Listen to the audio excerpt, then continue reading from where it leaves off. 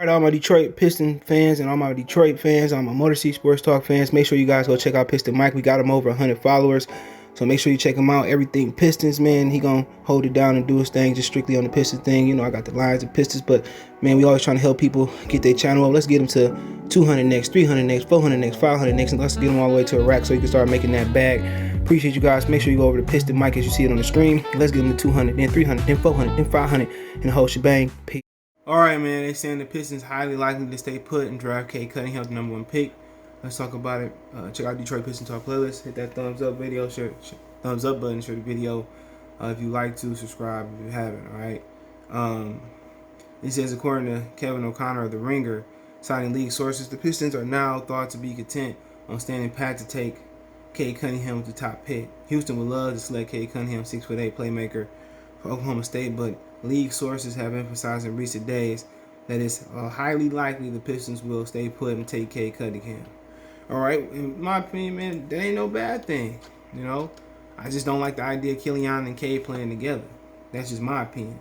And you know, my opinion is my opinion, but you know, in reality, that may work. But if you notice, they say playmaker. You know what I'm saying? How many primary playmakers you usually have on a basketball team? That's in the starting lineup. You rarely see it.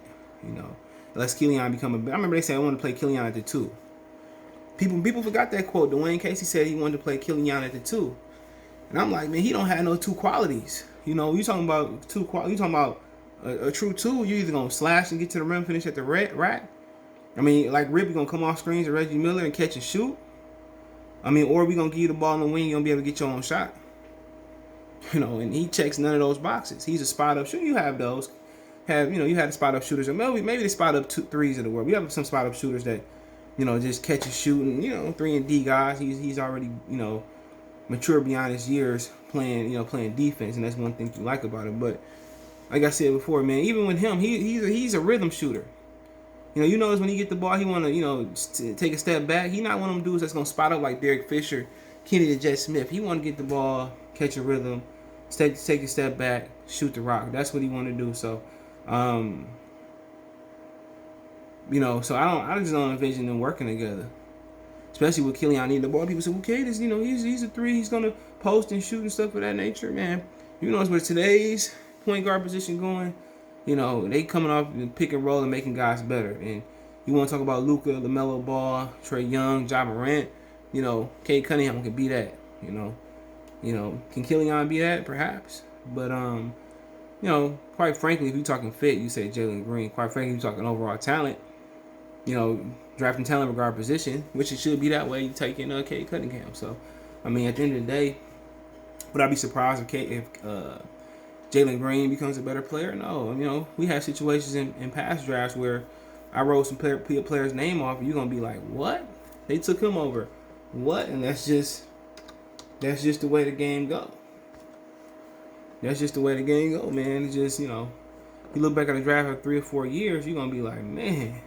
You're like, what was they thinking? It's playing that throughout NBA history. You look at Lonzo Ball, you be like, man, what was they thinking? What was they thinking? Drafting Lonzo Ball, over Jason Tatum. Same thing for Josh. I think Josh Jackson went there or something. I mean, but round some names off. Give me a minute. I could be wrong. Hold on. Oh yeah, round some names off. You figure it out. Kyrie Irving, Derek Williams, Enes Kanter, Tristan Thompson, Jonas Valanciunas, Jan Vesely, Bismack Biyombo, Brandon Knight, okay, Kemba Walker, Jimmy Fredette, Klay Thompson, Alec Burke, Marcus Morris, Kawhi Leonard, Vujovic, my bad. So think about it for a minute. Kyrie, Derek Williams, Enes Kanter, Thompson, Valanciunas, Vesely, Jan Vesely, Bismack Biyombo, Brandon Knight went ahead of Kemba Walker. Also, Jimmy Fredette went ahead of Klay Thompson. Alec Burke, the Morris twins, went ahead of Kawhi Leonard, and all of them went ahead of Nikola Vujovic. All right. So that's just the way it goes. And all them guys went in front of him. Plus, Corey Joseph, Norris Cole, Juwan Jackson, Jordan Hamilton, Marshawn Brooks, Reggie Jackson. Remember supposed to be next Kobe. Reggie Jackson, Nikola Mirich, the one that got beat up by Bobby Portis on the Bulls. Kenneth Faried, Nolan Smith, Deontis Montunis, Tobias Harris, Chris Singleton, and Miles Shepard went ahead of Jimmy Butler. He was the last pick in the first round, right? So I mean, you know, you had it on Isaiah Thomas from the Celtics was the last pick in that draft. So, yeah, you know, it's just the way the cookie crumbles sometimes. So, you know, in hindsight, you're gonna be like, well, Cade was the best player in the draft, no doubt in my mind, and we be like, yeah, that's true. He was the best player in the draft, but you know, maybe somebody got to a better position. You gotta remember, it's all about fit. It's all about fit.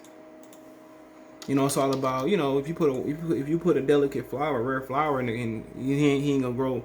It's not gonna grow like the rose from the concrete, more likely.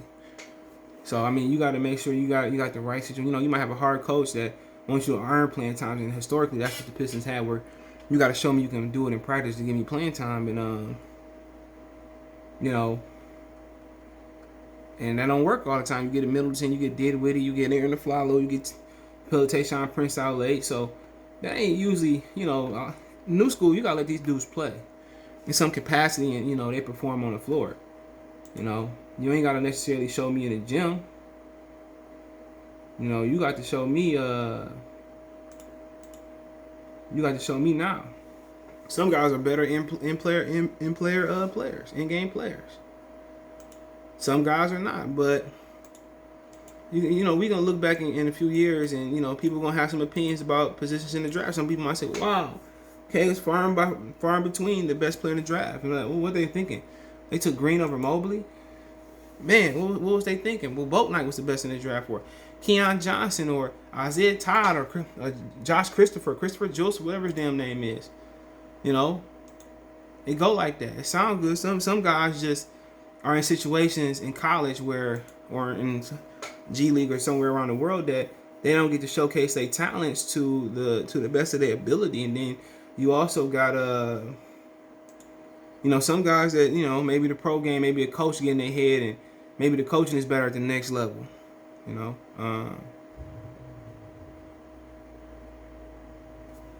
maybe that's the case. So, you know, a lot of different factors go into that. Okay. A lot of different factors go into what a player succeeds. And people say, man, how they take Ryan Leaf over blah, blah, blah, you know. You know, a lot of stuff you don't see. Family background, socially, I mean, their work ethic, you know. So a lot of that do changes. A lot of that can go into it. Like, why he wasn't great? Injury.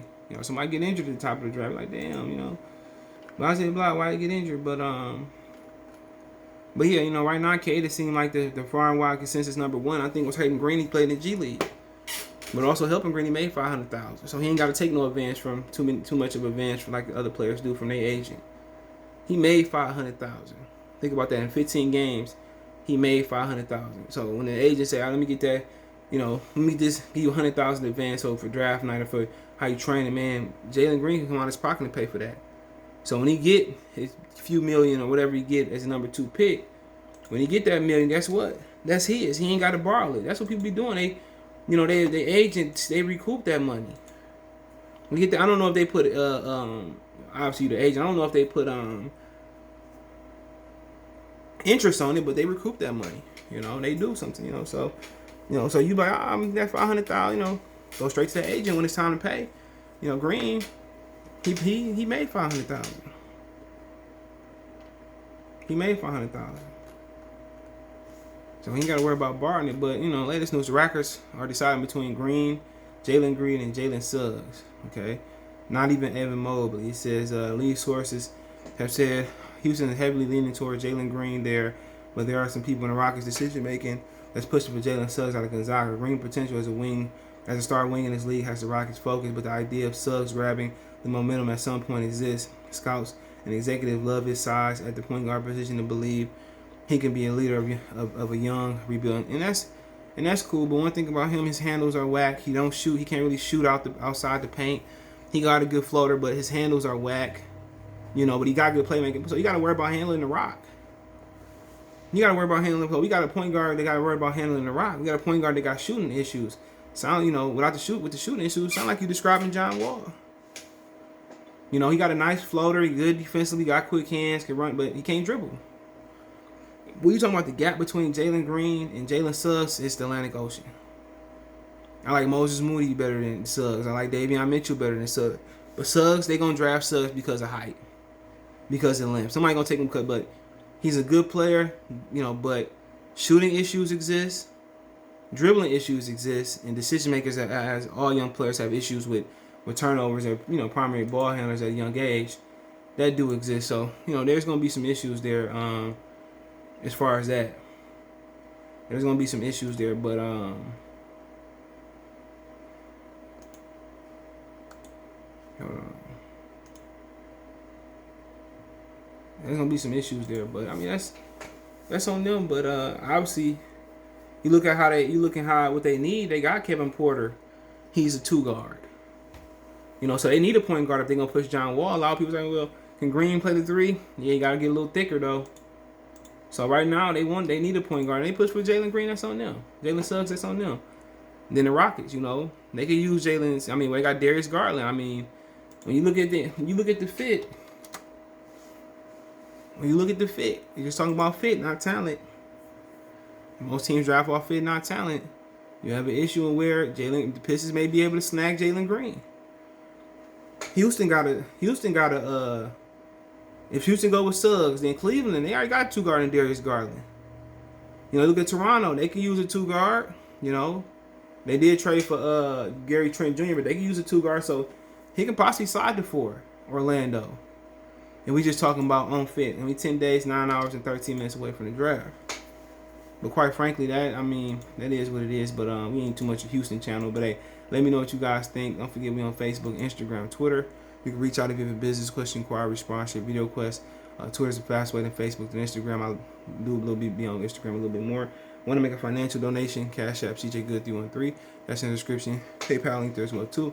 Let some donate, share the video. Check the Detroit Pistons Talk playlist. Let me know in the comment section. Peace.